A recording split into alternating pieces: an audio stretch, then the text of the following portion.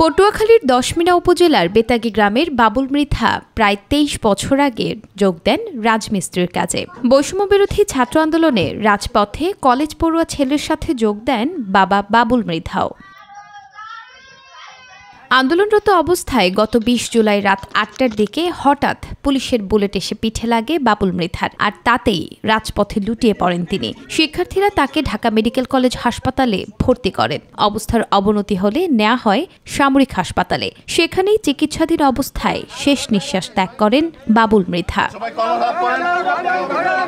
বৃদ্ধ বাবা মার একমাত্র উপার্জনক্ষম সন্তান বাবুল মৃধা, যাকে হারিয়ে নিস্তব্ধ তারা। সেই সাথে শোকে হতবিহ্বল তার স্ত্রীও। বড় ছেলের একটা চাকরির ব্যবস্থা করে দেবেন, আর আমার ছোট ছেলেটা আমি কি করে মানুষ করবো, কি করবো, আপনারা দয়া করে একটু চেষ্টা করে দেবেন। গুল্লি পড়ছে পরকিয়া ফেরের মধ্যে অত্যাচার হইয়া ছোট ভাই বাবলুমের দ্বারা যারা হত্যা করছে, আমরা এই সত্যার বিচার চাই। তাকে যে সরকার সাহায্য সহযোগিতা করে এটা আমরা কেন।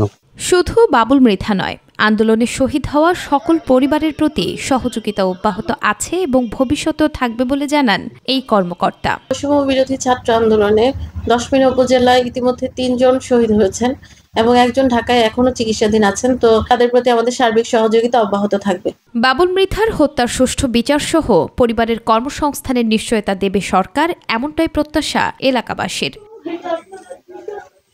নুসরাত শারমিন, মাই টিভি নিউজ।